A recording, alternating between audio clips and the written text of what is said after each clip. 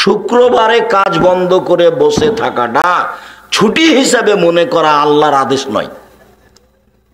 শুক্রবার শনিবার তো বন্ধ বহু দূরের কথা, শুক্রবার শনিবার পড়াশোনা বন্ধ তো বহু দূরের কথা।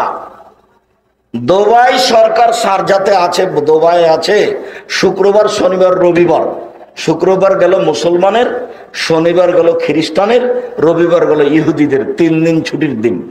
আরো তো কত দিবস আছে আল্লাহর হস্তে।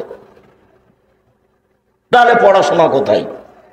প্রতিদিন মানুষকে কাজ করে খেতে হবে, তার প্রমাণ আপনি জানেন কিভাবে একটু বলেন তো। আল্লাহ বলছেন এই যে নুদি আল-ইসলাম ইয়াউমিল জুমা, জুমার দিনে যখন আজান দেওয়া হবে তোমাকে নামাজে ডাকা হচ্ছে, ফাসাওয়ালা যিকরিল্লাহ, দৌড়িয়ে আসো সালাত আদায় করতে। ফাইদা কুদিয়াতিস সালাত, যখন সালাত শেষ হয়ে যাবে ফান্তাজিরু, তারপরে ফান্তাসিরু ফিল আরজ, আবার দৌড়িয়ে যাও জমিতে, দোকানপাট খুলে দাও, জমি চাষ শুরু করো। তার মানে জুমার দিনও দোকান চালাতে হবে, উপার্জন করতে হবে।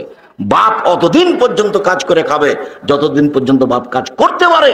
এখন ছেলের মানুষ হয়ে গেছে, টাকা ইনকাম করছে, সেজন্য বাপ বসে থাকবে, এটা শরীয়তে অনুমতি নেই।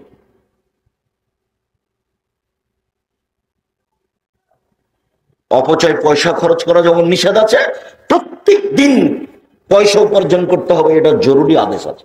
জুমার দিন নাই, এমন কোন দিন নাই যেটা উপার্জন করা যাবে না, এরকম শরীয়ত নাই। জুমার দিন হোক আর শনিবার হোক আর রবিবার হোক, সব দিনই পয়সা উপার্জন করতে হবে, পয়সা উপার্জন করতে হবে, এ কথাই ঠিক।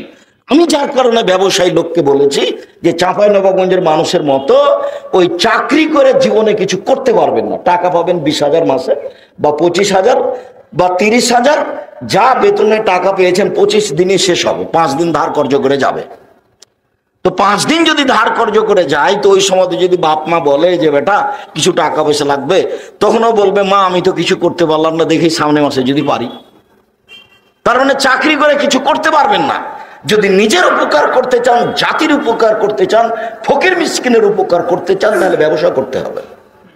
যার কারণে জমি চাষের আল্লাহ রাসূল নিন্দা করেছেন আর ব্যবসার ব্যাপারে খুব মান বাড়িয়ে দিয়েছেন। তিনি বলছেন আত্তাজেরা সাদেকাল আমিন ইয়াকুন ইয়াউমাল কিয়ামা শুহাদা সিদ্দিকিন ওয়াল আমবিয়া, যারা সত্যবাদী ব্যবসায়ী ওরা বিচারের মাঠে নবীদের সাথে থাকবে। এরকম উপার্জনের পথের ব্যাপারে কাউরে এরকম কোনো প্রশংসা নাই, সে জমি চাষ করা হোক আর চাকরি করা হোক। আল্লাহ রাসূল সরাসরি বলছেন সত্যবাদী ব্যবসায়ী নবীর সাথে থাকবে। ওতে টাকাও আছে বেশি, ওতে মানুষের উপকার করাও আছে। আবার তিনি বলছেন ব্যবসা করলে অনেক সময় মিথ্যা কথা চলে আসে, ব্যবসা করলে অনেক সময় কসম চলে আসে, অজান্তে ইচ্ছে করে অনিচ্ছে চলে আসে। শুভ হুবি সাদকা, তোমরা দান খায়রাত করে এটা মিটিয়ে দাও। কারণ ব্যবসা করলে কিছু সমস্যা চলে আসে, এ কথা মুহাম্মদ সাল্লাল্লাহু আলাইহি ওয়াসাল্লাম জানতেন। সামাজিক সমস্যা আছে, সব সমস্যার মোকাবেলে বৈধ যদি জিনিস হয়, যেটার ব্যবসা করছেন সেই জিনিস যদি বৈধ হয়, তাহলে সেখানে কোনো জায়গাতে যদি টাকা দেওয়া লাগে তো দিবেন। কাস্টমাররা আপনার কাস্টম অফিসে আপনার চট্টগ্রামে এসে মাল নেমেছে কয়েক কোটি টাকার, এখন জাহাজ থেকে নামাতে দিবে না, ওই একটা সিগনেচার নিতে হবে অফিসারের কাছ থেকে, তা 50,000 টাকা লাগবে। আরে নিজের টাকা দিয়ে ব্যবসা করে তোমাকে 50,000 টাকা দিব মানে, যদি আপনি না দেন, মাল যদি নামাতে দেরি হয়, প্রতিদিন 50,000 জরিমানা হবে। এখন ওই 50,000 দিয়ে আপনি মাল নামান, এটা আপনি মাজলুম আর হলো জালেম, এটাতে আপনি ক্ষতিগ্রস্ত নন। জমির দাম 10 লক্ষ আর জমির রেজিস্ট্রি হচ্ছে 6 লক্ষ, তো কাছাকাছি হয়ে গেল। তো জমি রেজিস্ট্রি করতে এত টাকা খরচ হবে কেন? এর নাম জুলুম, এর নাম হলো জুলুম। রক্ষা পাবে না কেউ, সাবধান থাকুন। বলছিলাম সম্মানিত দিনী ভাই বোন, আল্লাহ তাআলা বলেন ইন্নামাল খামরু ওয়াল মাইসিরু ওয়াল আনসাবু ওয়াল আজলামু রিজসুম মিন আমালিশ শয়তান। পৃথিবীর মানুষ মনে রেখো, নেশাদার দ্রব্য পান করা, জুয়া খেলে অংশগ্রহণ করা, মূর্তির আস্তানায় যাওয়া, লটারি করে শয়তানের কাজ। যদি লেগে যায় 40 লক্ষ টাকা, 20 টাকা দিয়ে আপনি লটারি কিনেছেন, স্বাভাবিকভাবে পাপ ক্ষমা হবে না, তওবা করতে হবে। লটারি হারাম, কিয়ামত পর্যন্ত লটারি হারাম। ছবি মূর্তির আস্তানায় যাওয়া চিরদিনের জন্য হারাম। মদ চিরদিনের জন্য হারাম। জুয়া খেলা চিরদিনের জন্য হারাম। কোরআন মাজিদে আল্লাহ ঘোষণা করেছেন। এবার আপনাকে আমি মদ যে হারাম ওর ক্ষতিটা আল্লাহ রাসূল কিভাবে বলছেন আপনাকে আমি দুই তিনটে সাইড দেখাই। একটা হলে যে এইগুলিকে আল্লাহ নবী দেখেন কিভাবে।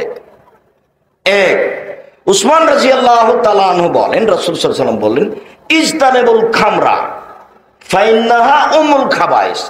পৃথিবীর মানুষ, তোমরা নেশাদার দ্রব্য পান করো না, এটা হলো পাপের মা। এক, খুব ভালোভাবে মনে রাখেন, এটা হলো পাপের মা। দুই, আবু দারদা রাদিয়াল্লাহু তাআলা আনহু বলেন, আউসানি খলিলি, আমার খুব নিচের মানুষ, অন্তরঙ্গ বন্ধু মুহাম্মদ সাল্লাল্লাহু আলাইহি ওয়াসাল্লাম বললেন, লা তাশরাবান্না খামরান, দোস্ত আবু দারদা, নেশাদার দ্রব্য পান করো না। ফাইনাহু রাসু কুল্লি ফাহিশাতিন, নেশাদার দ্রব্য পান করা হচ্ছে সব পাপের মা, সব পাপের মাথা। তিন, মুআয রাদিয়াল্লাহু তাআলা আনহু বলেন, রাসূল সাল্লাল্লাহু আলাইহি ওয়াসাল্লামকে বললেন, লা তাশরাবিল খামরা, মদ পান করো না। ফাইন্নাহু মিফতাহু কুল্লি শাররিন, এটা হলো সব পাপের চাবি। এই ছেলে, এক খেয়ালে চেয়ে থাকবা।